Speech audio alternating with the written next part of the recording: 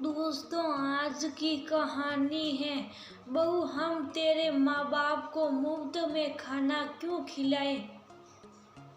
दोस्तों, कहानी शुरू करने से पहले अगर आपने चैनल को सब्सक्राइब नहीं किया हो तो कर लीजिए ताकि आपके पास पहुंच सके हर नया वीडियो। निशा तैयार होकर अभी स्कूल रवाना हो ही रही थी कि इतने में मनीष की आवाज आई। निशा, जल्दी इधर आओ, देखो मम्मी की तबीयत खराब हो गई है।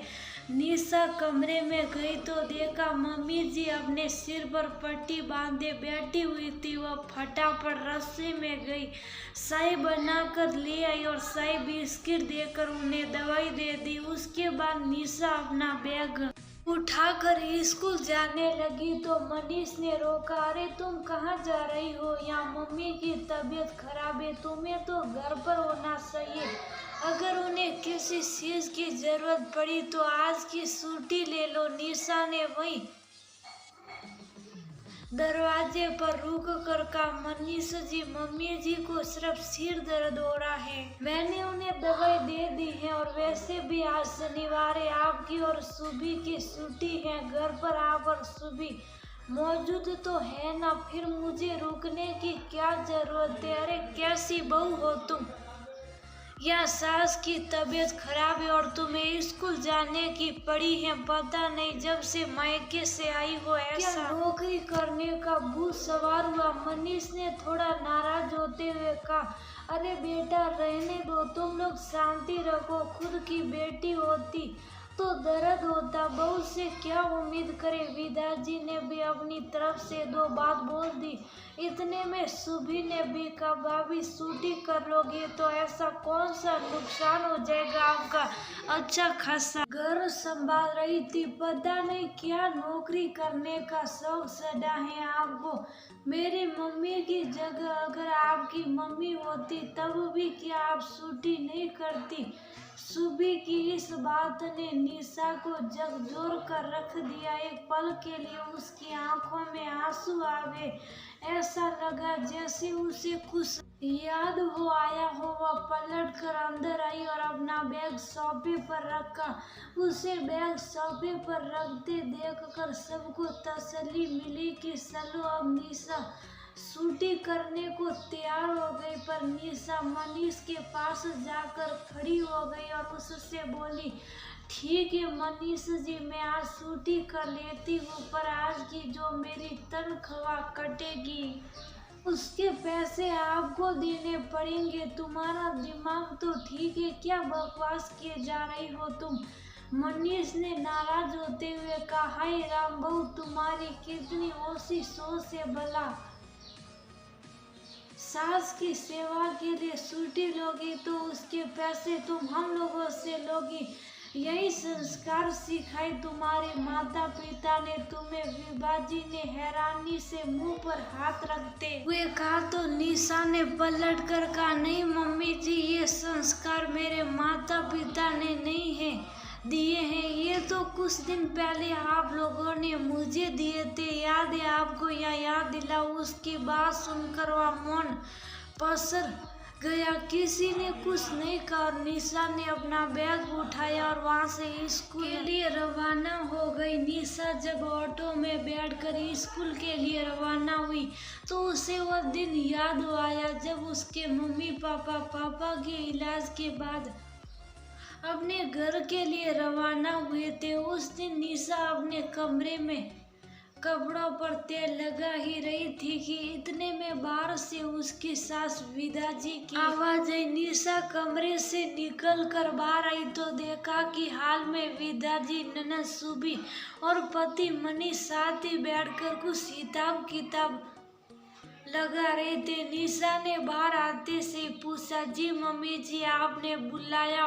हाँ बहू, मुझे कुछ काम है, मेरा बहुत सिर दर्द हो रहा, तो सबसे पहले तुम चाय बना कर लाओ, फिर यहीं बैठो हमारे पास, तब बताती हूँ। निशा फटाफट रसोई में चली गई और सारों के लिए चाय बना कर ले आई।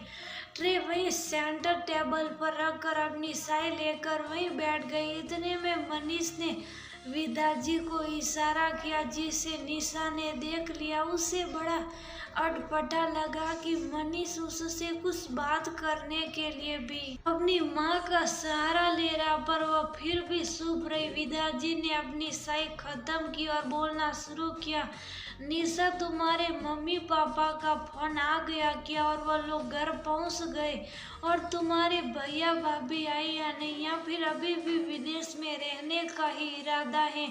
जी मम्मी जी, अभी अभी मम्मी से फोन पर बात हुई, वह लोग घर पहुंच गए और भैया भाभी भी घर पर आ गए। इस बार भाभी यही मम्मी पापा के पास रुकेगी। चलो ये बढ़िया है, आखिर इतने दिन की परेशानी के बाद वह लोग अपने घर पहुंच गए। विदा जी ने अपने दोनों हाथ जोड़ते हुए कहा। फिर थोड़ी देर मौन रहने के बाद विदा जी ने कहा, देख बहू, मुझे बात घुमा फिरा कर करना तो आता नहीं, इसलिए सीधे सीधे बात कर रही हूँ।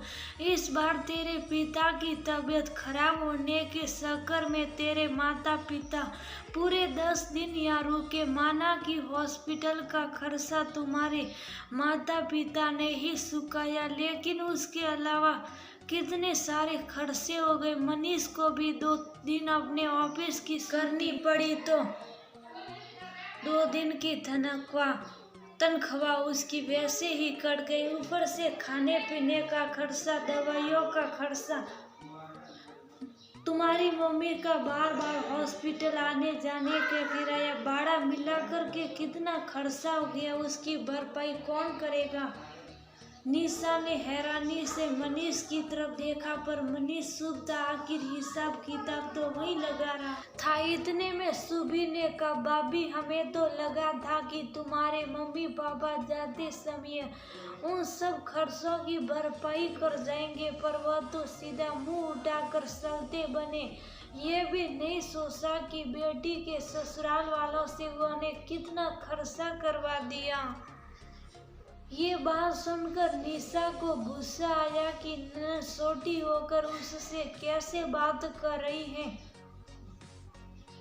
पर निशा के बोलने से पहले ही विदा जी ने कहा, भाई मेरा तो कमाने वाला एक ही बेटा है, कुछ तो उसके बारे में भी सोचते। वो कब तक उन सबके खर्चे करता रहेगा। घर है, कोई सराय थोड़ी ना है जिसे समाज वाले सला रहे हो, और यहाँ जहाँ आप खा पी कर चलते बनो। निशा अभी भी हैरान परेशान सी उन्हें देख रही थी कि तभी विदा जी ने वो कागज मनीष से ले लिया, जिस पर वह हिसाब किताब लिख रहा था, और उसे लेकर निशा को दे दिया। बहू, अब 2 दिन बाद तुम्हें मायके अपने भाई से मिलने तो जा ही रही हो, साथ में ये पर्ची जरूर ले जाना और सारा खर्चा लेकर ही आना।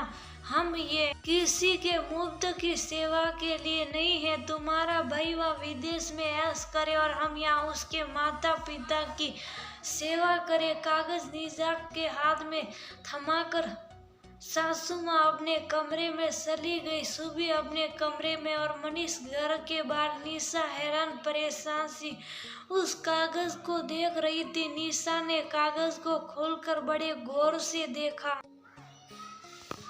उसमें एक एक चीज का हिसाब लिखा हुआ था। मनीष ने 2 दिन की छुट्टी की थी। उसकी तनख्वाह, आने जाने पर खर्च हुए पेट्रोल का हिस्सा, मम्मी के हॉस्पिटल आने जाने का किराया, 2 बार मनीष फल लेकर गया था उसका हिसाब, निशा अपने पापा से मिलने गई उसका हिसाब, मम्मी ने यहाँ क्या खाया, यहाँ तक कि हॉस्पिटल की कैंटीन से मनीष मम्मी के लिए जो शाही दूध लेकर गया उस तक का हिसाब उसमें लिखा हुआ था। कुल मिलाकर के 6200 सीतर का हिसाब था। इस बारे में निशा ने मनीष से बात करने की कोशिश की तो उसमें भी विदा जी की बात को ही सही ठहराया। अरे बहन बेटी के घर का लेते नहीं है बल्कि उन्हें देते हैं, क्यों अपने माता पिता को कर्जे में डूबो रही हो और फिर तुम्हारा भाई इतना कमा तो रहा है, इतने से भी खर्चे नहीं करेगा क्या। खैर 2 दिन बाद निशा अपने मायके गई। मायके पहुंचते ही सासू माँ का फोन आ गया ये याद दिलाने के लिए कि आते समय पैसे लेकर आना। आखिर कैसे वह अपने माता पिता से ये पैसे मांगती, इसलिए आते समय अपने कानों के सोने के टॉप्स को बेचकर उसने वह पैसे घर पर लाकर दे दिए और उन लोगों ने भी वो पैसे रख भी लिए। ये बात ही काफी थी उसे नींद से जगाने के लिए। कम से कम इतना तो उसे समझ आ गया कि खुद के पैरों पर खड़ा होना कितना जरूरी है। कहाँ तो वह सोचती थी कि घर में रहकर अपने पति की गृहस्थी संभालूंगी, पर अब उसे समझ में आ गया कि अगर आज वह अपने पैरों पर खड़ी होती तो उसे इतना कुछ सुनना भी नहीं पड़ता और न ही उसे अपने कानों के टॉप्स बेचने की जरूरत पड़ती। बस दूसरे ही दिन उसने अपनी सारी डिग्रियां निकाली और आसपास के स्कूलों में अप्लाई कर लिया और किस्मत से एक स्कूल में से जॉब मिल भी गई। हाँ, तनख्वाह सिर्फ 15,000 रुपये थी, पर अपने स्वाभिमान को बचाने के लिए